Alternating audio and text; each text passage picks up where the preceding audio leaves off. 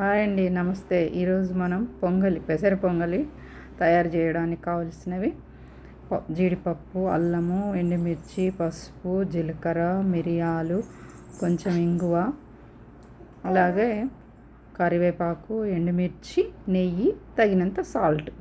ఇప్పుడు మనం ముందుగా ఒక గ్లాస్ బియ్యానికి ఒక గ్లాస్ పెసరపప్పు తీసుకొని పెసరపప్పుని ముందుగా మనం ఒక దాంట్లో పోసుకొని వేపుకోవాలి. పెసరపప్పు స్మెల్ మంచి వేగిందంటే మంచి స్మెల్ వస్తుంది అన్నట్టు, అప్పుడు మనకి వేగిందని అర్థం. అది వేగాక ఇప్పుడు మనం లైట్ సిమ్లో పెట్టి వేపుకోవాలి. లైట్గా వేపుకొని పెసరపప్పు వేగాక మనం ఇప్పుడు బియ్యము ఒక గ్లాసు, పెసరపప్పు ఒక గ్లాసు కాబట్టి రెండు కలిపి శుభ్రంగా కడుక్కోవాలి. వాటిని ఇప్పుడు బియ్యము, పప్పు రెండు కలిపి మనం కడుక్కోవాలి. ఒక 2-3 సార్లు కడుక్కోవాలి. ఎందుకంటే పెసరపప్పు బియ్యం కలిపినాం కాబట్టి మంచిగా కడిగి మనం ఇప్పుడు ఒక గ్లాస్ బియ్యము, ఒక గ్లాస్ పప్పు కాబట్టి 4 అయినా పోసుకోవచ్చు, 1కి 2, లేకపోతే 6 అయినా పోసుకోవచ్చు. మనం ఎంత అంటే అది మనకి ఎలా రావాలి అనుకుంటే అలా చేసుకోవచ్చు అన్నట్టు. మంచిగా లూజ్గా రావాలంటే 6 గ్లాసులు పోసుకోవచ్చు, మామూలుగా అంటే 4 గ్లాసులు పోసుకోవచ్చు. ఇప్పుడు అందులో కొంచెం ఉప్పు, కొన్ని మిరియాలు వేసి కుక్కర్లో ఒక 4 విజిల్ తీసుకుంటే రైస్ రెడీ అయిపోతుంది. రైస్ రెడీ అయ్యి మనం కుక్కర్లో పెట్టి ఒక 10-15 మినిట్స్లో అయిపోతుంది. అయిపోయింది చూడండి, చక్కగా అయింది అన్నం. చూడండి మెత్తగా, అసలు ఎంత బాగుందో.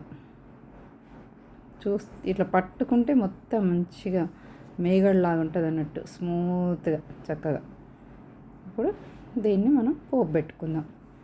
మొత్తం కలుపుకొని కొంచెం చిటికెడు పసుపు వేసుకుంటే కలర్ చేంజ్ అవుతుంది. ఒకవేళ మనకు లూజ్ కావాలంటే మనం కొంచెం ఒక గ్లాసు వేడి నీళ్ళు వేసుకొని రైస్లో పోసుకొని కలుపుకోవచ్చు, లూజ్గా ఉండాలంటే రైస్.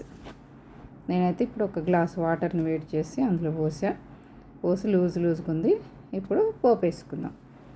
కడాయి పెట్టుకొని నెయ్యి వేసుకొని ఇప్పుడు మనం చూపించిన విధంగా అక్కడ పెట్టుకున్నాం కదా, ఆవాలు, జీలకర్ర, మిరియాలు, అల్లం ముక్కలు, పచ్చిమిర్చి, అలాగే కొంచెం కరివేపాకు, జీడిపప్పు, ఒక 2 రెమ్మలు కరివేపాకు